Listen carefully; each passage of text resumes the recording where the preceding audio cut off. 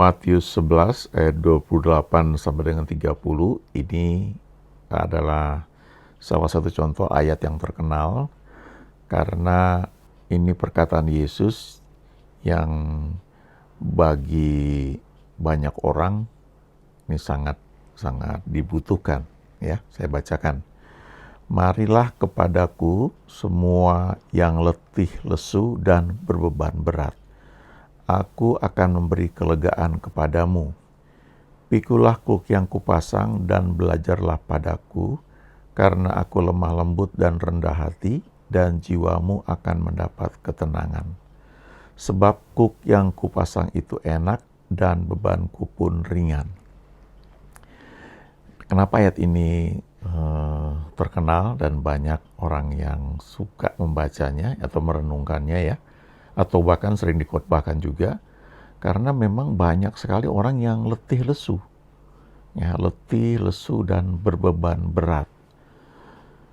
Dan tidak hanya orang yang kerja di perusahaan atau punya usaha atau karena punya masalah, tapi termasuk orang-orang yang terlibat aktif dalam pelayanan, juga termasuk orang-orang yang mungkin full timer, bahkan pendeta, gembala, ya, bisa sekali letih lesu dan berbeban berat.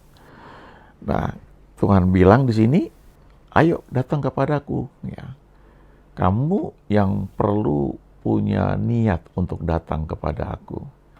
Dan janjinya, aku akan memberi kelegaan kepadamu. You will find rest, ya, dalam terjemahan yang lain itu. Kamu akan menemukan kelegaan, ya. Pikulah kuk yang kupasang dan belajarlah padaku. Nah, setelah datang kepada Yesus, itu tidak hanya datang, kemudian mungkin kalau kita datang di persekutuan doa itu kita didoakan, ditumpangi tangan, ya. Tapi tidak hanya itu. Dikatakan di sini, pikulah kuk yang kupasang dan belajarlah padaku. Jadi yang pertama datang kepada Yesus, ya.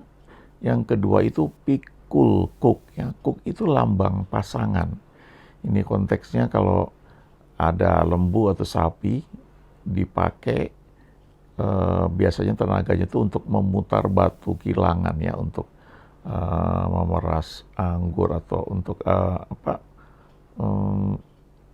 tenaganya itu dipakai untuk mungkin seperti menggiling gitu, ya, dengan batu kilangan yang besar sekali.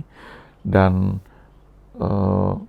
biasanya itu ada sepasang, ya, ada, atau untuk membajak juga misalnya gitu, ya, itu ada sepasang lembu misalnya.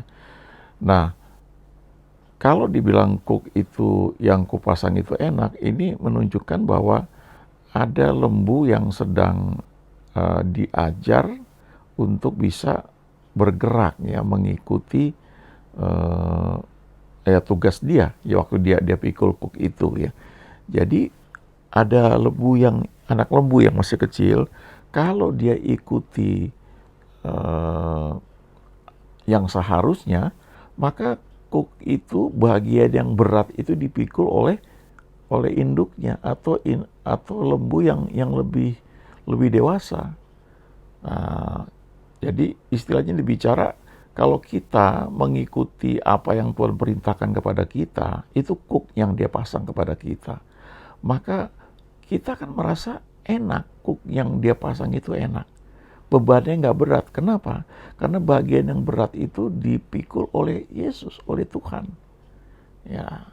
Belajarlah padaku, ya. Jadi kita ada hal yang perlu kita pelajari, ya. Ada hukum-hukum rohani yang perlu kita pelajari dan hidup di dalamnya. Karena aku lemah lembut dan rendah hati, dan jiwamu akan mendapat ketenangan. Ya, ini yang perlu kita ingat, ya. Kalau kita mengikuti tuntunannya, kita datang kepada dia, kita memikul kuk yang dia pasang, artinya kita melakukan tugas yang ia perintahkan kepada kita belajar daripada dia, maka kita akan mendapatkan ketenangan.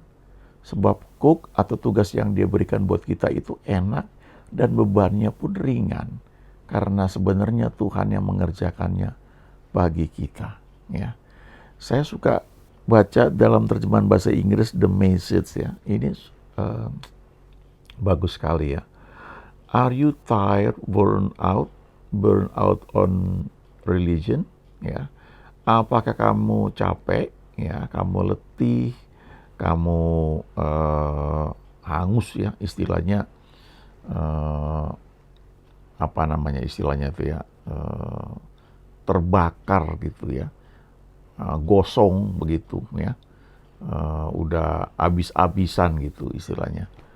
Come to me, datanglah kepadaku, get away with me and you will recover your life.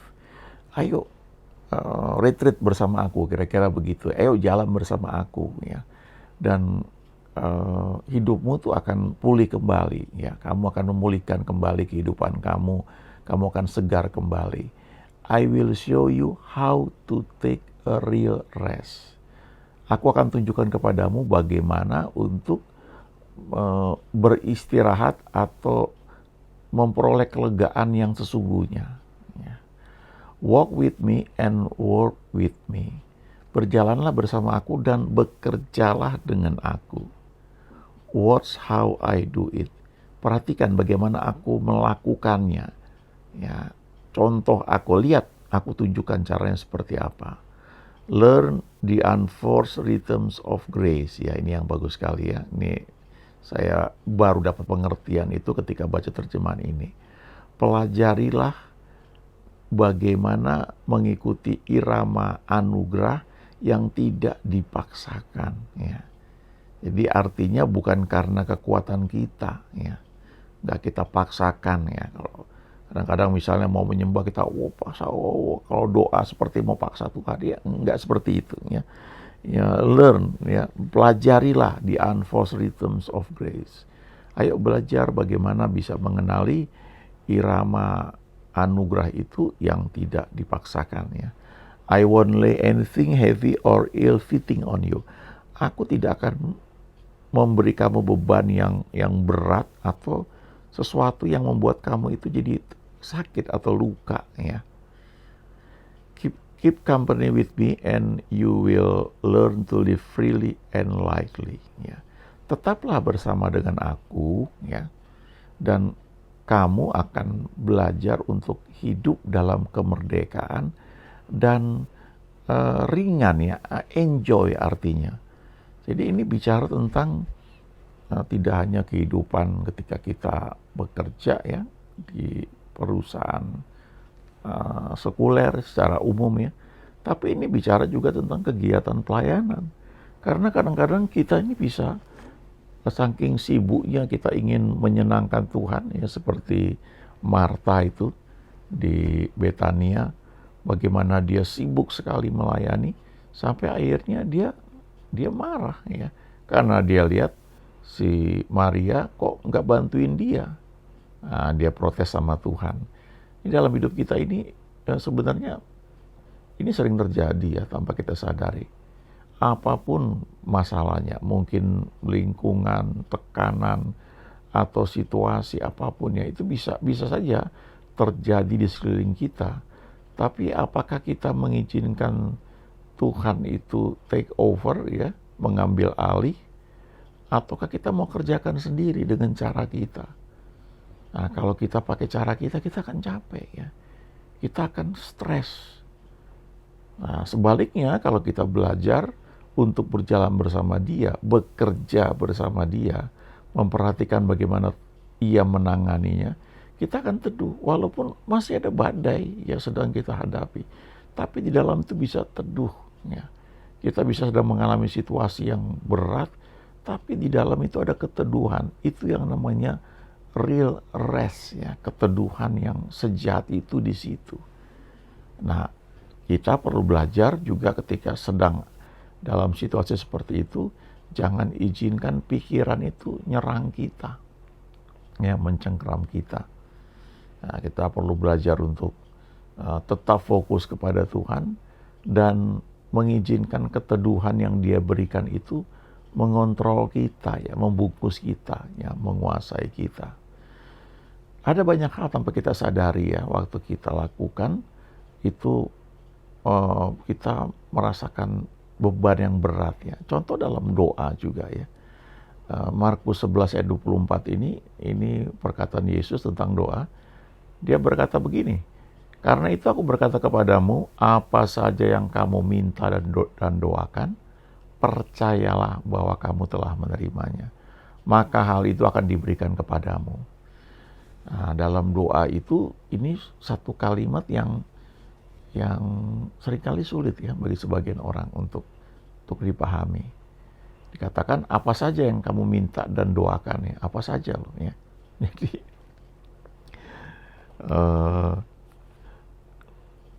doa itu ternyata sangat private ya sifatnya, sampai hal-hal yang mungkin kita nggak berani nyatakan kepada orang lain, Tuhan itu care, Tuhan itu peduli. Dikatakan di sini, percayalah bahwa kamu telah menerimanya. Jadi waktu kita berdoa, kita percaya kita sudah menerimanya, baru hal itu terjadi. Nah, bagaimana bisa terjadi seperti ini ya? Sebenarnya ketika kita berdoa, kita putuskan untuk percaya bahwa kita sudah menerimanya, itu sebenarnya memang sudah terjadi, tetapi di dunia roh ya sudah terjadi.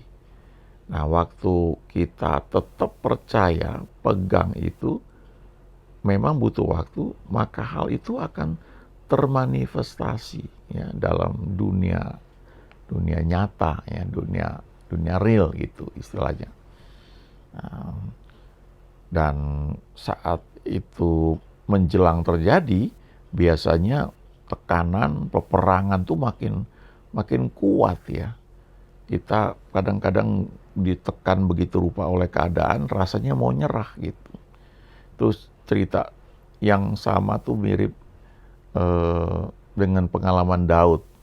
Ya, kita tahu Daud sudah diurapi menjadi raja pada umur belasan tahun, dan saya yakin dia percaya ya bahwa itu akan terjadi, walaupun ada masa-masa mungkin dia meragukan hal itu ya. Tapi puncaknya itu adalah ketika dia tiba di Ziklag ya.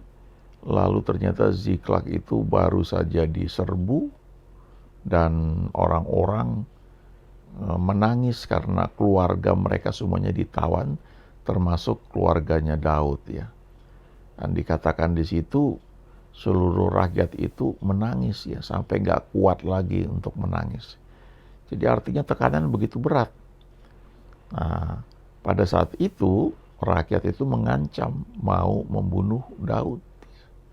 Ya, mau melontari dengan batu. Nah, ini repot ya kalau jadi pemimpin, leader, lalu yang dipimpin itu udah nggak percaya, lalu ngancam mau bunuh. Wah, itu ya game over itu istilahnya. Tetapi kalau kita baca kisah ini, maka dikatakan bahwa Daud menguatkan kepercayaannya kepada Tuhan ya. Ya, dia tertuju kepada Tuhan, dia tanya lagi, dan akhirnya dia kejar musuh itu, dan dia bisa merebut kembali apa yang sudah direbut oleh musuh ya, termasuk keluarganya. Nah, ini dalam kehidupan kita mungkin kadang-kadang kita ngalami seperti itu ya.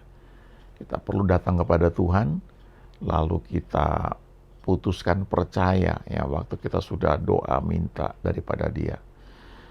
Nah, kembali ke Matius 11 tadi, ini sebenarnya mirip dengan apa yang dialami oleh Henokh ya, di Kejadian 5 ayat 24. Ya. Walk with me, ya, work with me, ya, berjalanlah bersama aku, ya. Bekerjalah bersama aku, ya. Watch how I do it, ya. Perhatikan bagaimana aku mengerjakannya. Ini sudah dialami oleh Henokh ribuan tahun yang lalu ya. Dia berjalan bersama Tuhan ya. Saya terus terang kalau baca ini ya kagum sekali ya, bagaimana ada orang masih hidup di zaman yang bahkan sebelum perjanjian lama ya, karena kan belum ada Abraham, belum ada bangsa Israel, belum ada hukum-hukum yang diturunkan oleh Tuhan kepada orang Israel di Gunung Sinai. Ya. Tapi manusia sudah jatuh dalam dosa. Ya. Sebagian orang dulu kadang-kadang berpikir karena manusia jatuh dalam dosa, maka manusia tidak bisa lagi mendengar suara Tuhan. Ya. Tapi kalau kita baca di kitab Kejadian, waktu Adam dan Hawa jatuh dalam dosa, mereka sadar mereka telanjang, mereka sembunyi, lalu mereka mendengar suara langkah Tuhan sedang berjalan di taman tersebut, taman di Eden, pada waktu hari sejuk. Dan kemudian mereka mendengar suara Tuhan, di manakah engkau? Ya. Jadi ternyata Adam dan Hawa yang sudah jatuh dalam dosa pun tetap bisa mendengar suara Tuhan. Kalau kita baca juga di bagian-bagian yang lain, kisah mengenai misalnya Kain dan Habel, ya. Ketika Kain membunuh Habel, itu Tuhan bertanya kepada Kain, di mana adikmu Habel? Ya. Jadi kita melihat ternyata orang-orang di perjanjian lama pun, ya, bahkan yang sebelumnya, orang-orang yang sudah jatuh dalam dosa pun ternyata mendengar, ya, Tuhan bicara. Ya. Cuma masalahnya kenali nggak suara itu. Ya. Kadang-kadang kita tidak tahu bahwa Tuhan sedang menuntun kita, mengajari kita, karena mungkin kita belum kenal suaranya, atau barangkali ya ketutupan dengan berbagai suara yang ada di telinga kita atau di pikiran kita. Nah, tetapi ada orang namanya Henokh. Kalau dibaca di dalam bahasa Inggris itu, Henokh itu menemukan anugerah di dalam Tuhan, ya. Enoch found grace, ya, in God's eyes, ya. Dia menemukan anugerah, ya, di mata Tuhan. Lalu dia akhirnya bisa berjalan bersama Tuhan. Ya, dia walk with God. Dan kalau kita berjalan bersama Tuhan itu seperti kita, sebagai contoh, ya, kita berjalan dengan orang yang punya power, punya kuasa. Misalnya kita jalan bersama seorang gubernur dari provinsi, ya. Kita berjalan bersama presiden dari satu negara, ya. Misalnya, ya, kita jalan dengan Jokowi misalnya gitu. Maka di sekeliling kita tuh ada para pengawal presiden, ya. Dan kita dijaga luar biasa karena kita berjalan bersama pemimpin negeri, ya. Nah, bayangkan hal itu juga terjadi ketika kita berjalan bersama Tuhan, seperti yang dialami Henokh, ya, walk with God, berjalan bersama penguasa pencipta alam semesta ini. Jadi pasukan malaikat itu ada di sekeliling kita, ya, karena itu bagian dari memang yang harusnya terjadi seperti itu, ya. Dan yang luar biasa adalah kalau kita berjalan bersama Tuhan, ya, kita memenuhi apa yang Tuhan katakan di Matius 28 tadi, marilah kepadaku semua yang letih lesu dan berbeban berat, aku akan memberi kelegaan kepadamu, ya. Pikulah kuk yang kupasang dan belajarlah padaku, ya. Dan jiwamu akan mendapat ketenangan. Nah, waktu kita berjalan bersama Dia, seperti Henokh alami itu, walk with God, maka kita akan mengenali suaranya, kita mendengar suaranya, kita belajar nurut, dan satu perkataan dari Tuhan itu bisa mengubah hidup kita selamanya, ya. One word from God can change your life forever. Ini